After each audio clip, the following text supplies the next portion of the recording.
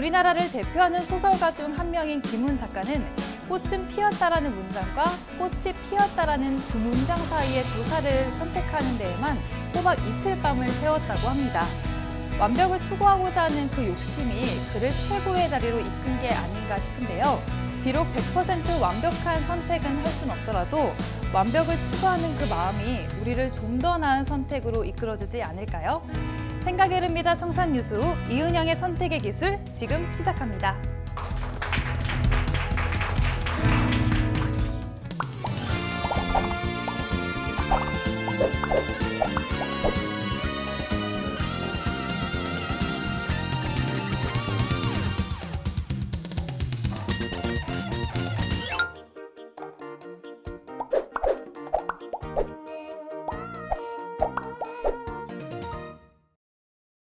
네, 여러분 안녕하세요. 반갑습니다. 선택의 기술 이은영입니다.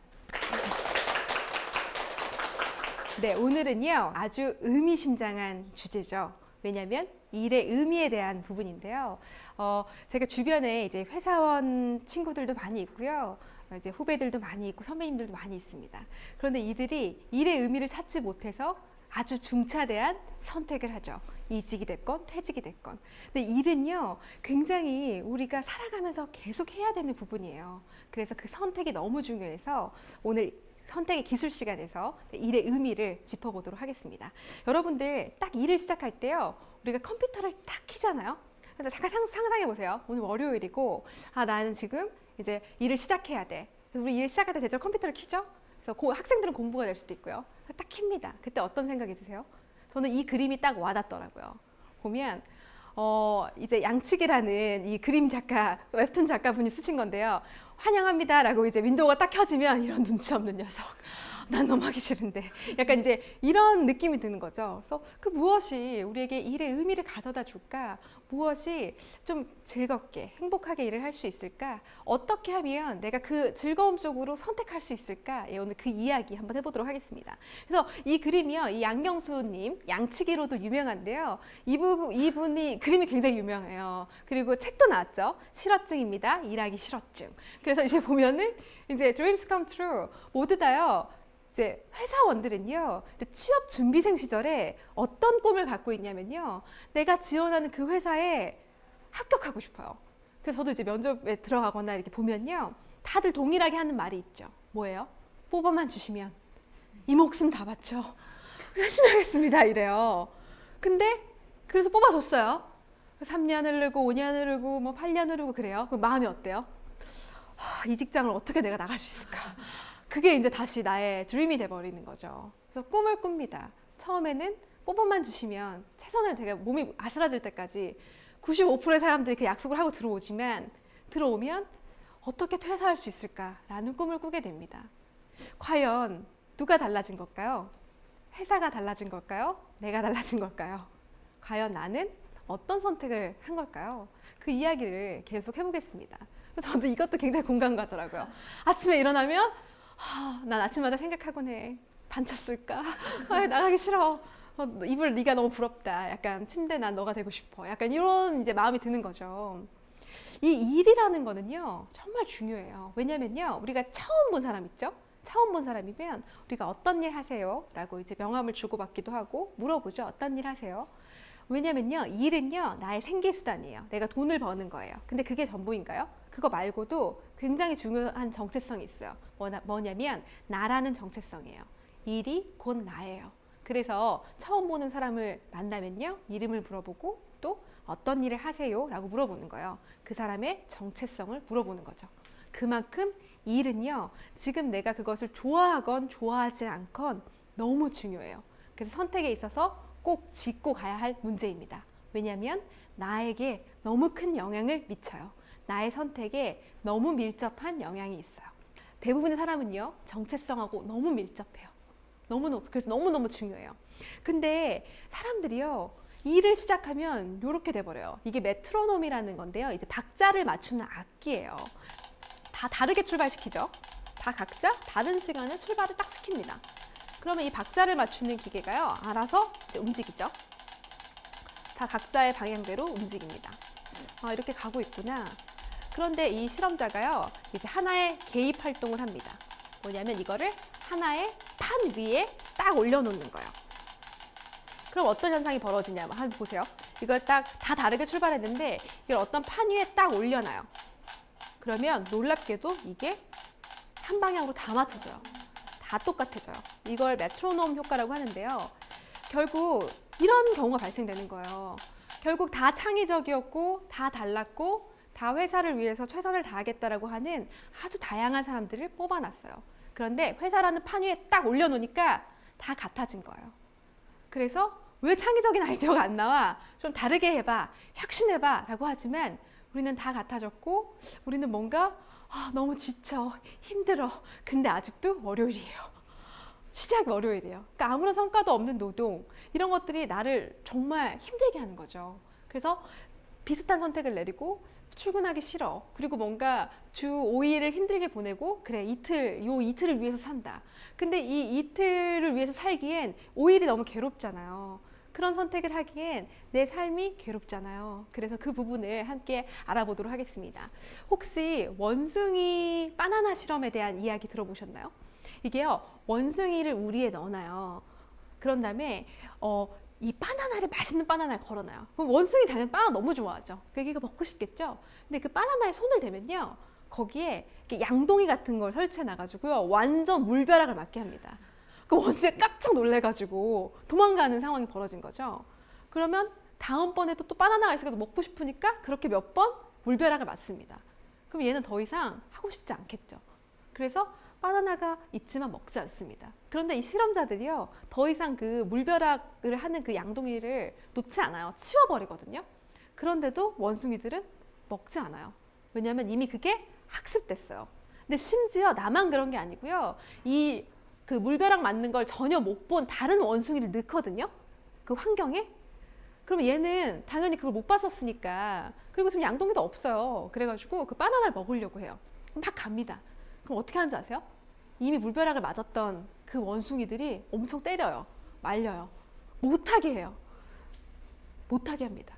그래서 지금은 그 바나나를 먹어도 되는 상황이지만 그 누구도 그 바나나에 손을 대지 않아요. 이거를 우리 조직에서는요, 학습된 무기력이라고 하거든요. 그러니까 결국 일에서 아무런 가치를 느끼고 있지 못해. 근데 나는 거기에 나와 정체성이 연결돼 있는데 단순한 생계의 수단일 뿐이야. 그러면 내 삶의 선택에 있어서 굉장한 큰 네거티브한 영향을 미치게 됩니다. 그래서 우리가 이 부분에 대한 이야기를 함께 해보도록 할게요. 여러분 혹시 컨트라 프리 로딩이라는 개념을 아시는지 모르겠어요. 이게 동물들을 먹이 줄 때 하는 건데요. 뭐냐면 이렇게 그 쉽게 먹이를 찾아서 먹는 게 재미가 없는 거예요. 그러니까 혹시 애완견 키우시는 분들은 이렇게 좀 숨겨놔요. 그래서 거기에서 이게 찾아 먹는 재미를 주는 거거든요. 그래서 실제 동물원에서도요, 이 동물들에게 먹이를 줄 때, 동물원은 당연히 먹이를 제공해 주잖아요. 편하게 줄 수 있지만 이렇게 모빌 같은 데 넣어놔서 내가 꺼내 먹을 수 있거나 이렇게 숨겨진 곳에서 하나씩 찾아 먹을 수 있는 재미를 주는 겁니다. 뭐냐면 이들에게도, 동물원에 있는 이 동물들에게도 그들은 사냥을 할 필요가 없지만 그게 곧 그들의 일이잖아요. 거기서 재미를 주는 거를 컨트라 프리 로딩이라는 개념을 쓰는데요. 이 원숭이도 바나나를 줄 수 있지만 이걸 저 끈으로 멀리 해놓은 거예요. 그럼 얘가 저거를 찾아 먹을 때 그걸 재미를 느끼는 겁니다. 그래서 그냥 줬을 때보다 훨씬 오래 살고 이들의 만족도가 높은 거죠. 그러니까 일이라는 건 그런 것 같아요. 꼭 나의 생계 수단일 뿐만 아니라 나에게 재미를 주는, 의미를 주는. 그러니까 여러분이 지금 일이 힘드시면 나 정말 쉬고 싶다. 나 정말 아무것도 안 하고 가만히 있고 싶어. 텔레비만 보고 싶어 라고 하실 수도 있지만 그게 한 달이 되고 1년이 돼보세요. 굉장히 무료합니다. 뭐를 해야 되는 거거든요. 왜냐하면 일이라는 것은 나와 정체성과 긴밀하게 영향이 되어 있기 때문에.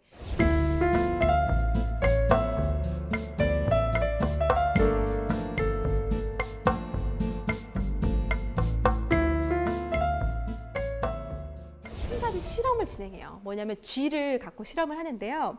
이 막대기를 누르게 해요. 그럼 그 막대기를 이렇게 누르면요, 먹이가 나와요. 전등이 딱 켜지면서 먹이가 나와요. 그럼 맛있다. 그럼 또 눌러서 먹고 또 먹고. 근데 전등이 딱 꺼지면서요, 더 이상 눌러도 먹이가 안 나와요. 먹이가 안 나오네. 근데 그때 실험자가 들어와서 그 볼에다가요, 아예 이렇게 뭐 눌러서 먹는 게 아니라 언제든지 마음껏 먹을 수 있게 먹이를 가득 줍니다. 여기 먹이 있네? 막 먹이를 행복하게 먹고 있어요. 그런데 갑자기 옆에 아까 그 꺼졌던 등이 딱 들어오는 거예요. 즉 먹이를 내가 누르면 먹을 수 있다는 상황인 거죠. 근데 이미 여기에는 먹이가 풍부해요. 그럴 때 과연 이 쥐들은 이걸 누를까? 아니면 그냥 편히 먹을 수 있는 여기에서 먹을까? 어떻게 생각하세요? 이 쥐는 굳이 노력을 가하지 않아도 내 먹이가 충분히 여기 있어요. 근데 그 행동을 할까? 하지 않을까가 이 실험의 포인트였어요. 근데 무려 44%에 해당하는 이 쥐들이요, 이걸 눌렀다는 거예요. 여기서 충분히 편안하게 먹을 수 있는데 나는 이걸 눌러서 먹는 재미가 있는 이 노동을 했다는 거예요. 근데 이거는 쥐만 그런 게 아니에요. 물고기도 그랬고요. 뭔가 이 뭐 새도 그랬고요. 그러니까 이게 동물들이 그렇게 한다는 거예요. 그러면 궁금하지 않으세요? 동물도 이렇게 하는데 사람은 과연 어떨까? 사람은 그냥 그 편안한 환경에서 만족해 할까? 아니면 어떤 일에서 어떤 가치로움을 느낄까? 일의 의미를 느낄까? 궁금하지 않으세요? 그래서 그거를 한번 우리의 상황으로 사람한테 가져와 보는 거예요. 이 컨트롤 프리로딩이라는 거를 과연 인간은 이 일의 의미, 이 일에서 그 작은 의미를 찾는 이 행동을 추구할까? 아니면 하지 않을까? 과연 인간은 어떤 쪽을 선택할까? 과연 일에 있어서 의미라는 거는 내가 꼭 가져야 하는 건가? 아니면 그냥 생계를 위한 수단 정도만 되면 되는 걸까? 그래서 아까는 일하기 싫어증이었잖아요. 근데 일하고 싶어증이라는 책도 나왔거든요. 그럼 어떻게 일하기 싫어증에서 일하고 싶어증으로 갈 수 있을까? 근데 여러분 잘 생각해 보세요. 제가 어떻게 하면 일의 의미를 찾으실 수 있을 것 같아요? 즐거우실 수 있을 것 같아요? 라고 물어보면 거의 대부분의 사람들이 이렇게 대답하죠. 여러분이 마음속으로 생각하는 그 대답이에요. 돈을 많이 주세요. 월급을 많이 주세요. 그럼 저 엄청 의미가 있을 수 있을 것 같아요. 라고 생각하지만 사실 그거는 컨트롤 불가능한 영역이잖아요. 그죠? 갑자기 사장님한테 찾아가서 저 일의 의미가 너무 없어요. 월급을 2배 주세요. 라고 말할 수 없잖아요. 그렇다면 우리는 일의 의미를 포기해야 하나요? 선택하지 않아야 하나요? 그런 게 아니에요. 충분히 나의 선택으로 일의 의미를 찾을 수 있는 부분이 있습니다. 그게 아주 작은 거라는 거거든요. 그래서 아까 그 빵이요. 이런 게 빵으로도 나오더라고요.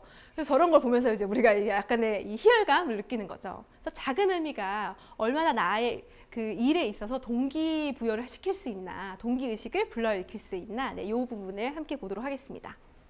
약간의 변화가요, 내 일에 대한 동기의식에 어떤 영향을 미칠 수 있을까요? 요거를 한번 실험으로 알아보도록 할게요. 실제 하버드에서 실험을 했어요. 하버드 그 도서관 게시판에다가요, 이렇게 붙여놓은 거예요. 레고 만들고 돈 버세요, 여러분. 이렇게 해놓은 거예요. 그러면 원래 레고 좋아하시는 분들 있죠. 나 원래 레고 맞추는 거 좋아하는데 이거 해서 돈도 벌 수 있어? 완전 재밌겠다 하고 그거에 지원하겠죠. 그런 사람들을 모집한 거예요.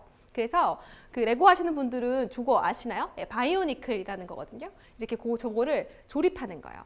저걸 조립하면 이제 돈을 줍니다. 근데 상황을 2가지로 나누는 거죠.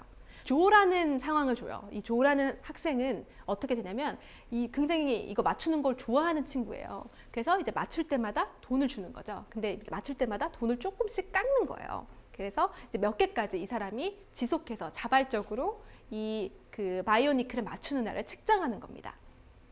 근데 이제 뭐라고 하냐면 이거 하다 보면 이제 이게 부품이 부족하니까 그 맞추신 거를 제가 분해해서 다시 쓸 수 있게 놓을 수도 있어요 라는 안내를 합니다. 하지만 그걸 분해하는 모습은 보여주지 않아요. 근데 이 사람은 결국 벌어간 돈이 평균적으로 얼마냐면요, $15 정도를 벌어갔어요. 근데 이게 실험 세팅 1이고요. 2번째는 굉장히 그 시시포스라는 그 전설 아시나요? 뭐냐면 이 사람이 신으로부터 형벌을 받아요. 그래서 어떤 형벌에 취해지냐면요, 저 돌 있죠, 저 큰 돌, 나의 몸보다 훨씬 큰 돌을 끊임없이 올려야 하는 형벌을 받습니다. 그런데 그거를 너무 힘들게 끝까지 올리잖아요. 그러면 다시 굴러 떨어져요. 그래서 평생을 저 돌을 계속 올려야 돼요. 근데 어차피 올리면 떨어지고 그러니까 굉장히 의미라고는 없는 그런 일이잖아요. 그러니까 이 상황을 일부러 세팅합니다. 그래서 체드라는 학생은요, 이 시지포스의 상황을 만듭니다. 어떻게 만드냐면 똑같아요. 돈도 똑같이 주는데 있잖아요, 요거 만드시면 돼요. 근데 이거 바로 또 만드신 거를 사용해야 되니까 저희가 분해할 거예요 하고 이 사람이 다 만들었잖아요. 다 만들었다. 그래서 보여주고 이제 하면 바로 그 앞에서 그걸 해체해버려요. 나 두 번째 거 만들고 있는데. 그럼 실제 논문에 나와요. 이거 왜 이러시는 거예요? 라고 이제 물어봅니다. 이 채드라는 학생이. 그러면 저희가 안내 드렸잖아요. 이거 다시 맞춰야 되니까 이거 해체하는 거예요. 라고 말합니다. 그럼 그는 굉장히 울적한 표정으로 이 게임을 금방 지속하지 못하는 거예요. 아까 그 사람보다. 그래서 아까 그 사람은 $15 정도를 받았잖아요. 근데 이 채드 상황에서는요, 받아간 돈이 $7밖에 안 돼요. 즉, 레고를 훨씬 덜 맞춘 거예요. 근데 여러분, 여기서 주는 돈이 달라진 게 아니에요. 그리고 둘 다 레고를 굉장히 좋아하는 사람이었어요. 근데 한 사람한테는 뭐를 뺏어간 거예요? 약간 일의 의미, 성취감을 뺏어갔다는 거.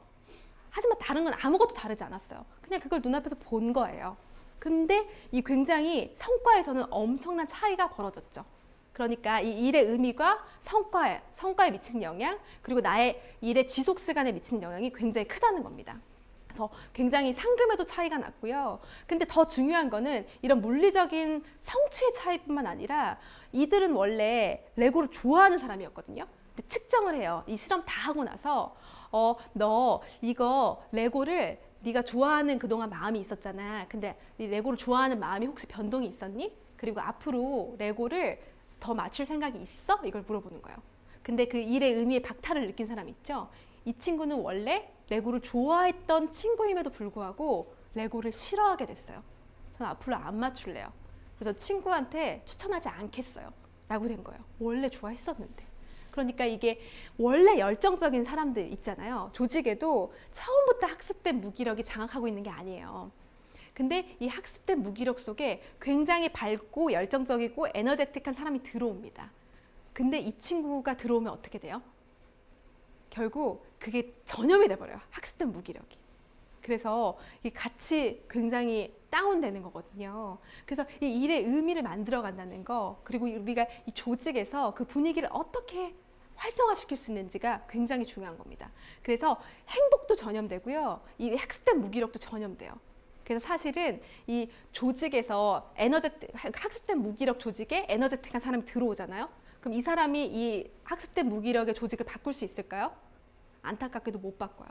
그럴 때는 따로 떨어져야 돼요. 따로 떨어져서 다른 쪽과 밝은 집단과 연결을 만드셔야 됩니다. 그게 내가 학습된 무기력 집단 속에서 나는 에너제틱한 사람인데 나는 저렇게 되고 싶지 않아. 그럴 때는 여기를 바꾸려고 하는 것보다는 다른 밝은 데와 연결해서 그쪽에서 에너지를 찾으셔야 돼요.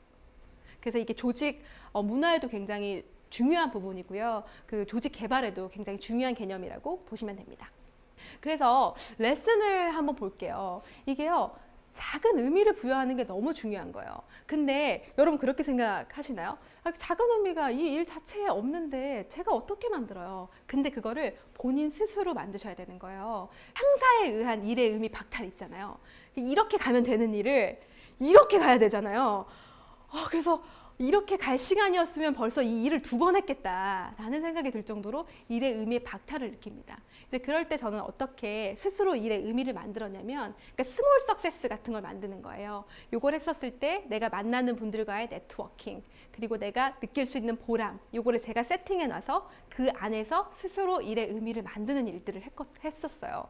왜냐하면 일의 의미 없이는 일을 지속하는 거, 그리고 내가 분명히 제가 목숨 걸고 이 회사에 충성하겠습니다 라고 약속했던 그 열정이 사라져 버리는 거예요. 일의 의미 없이는. 그래서 이 일의 의미를 스스로 아주 작은 거라도 만드는 게 굉장히 중요합니다.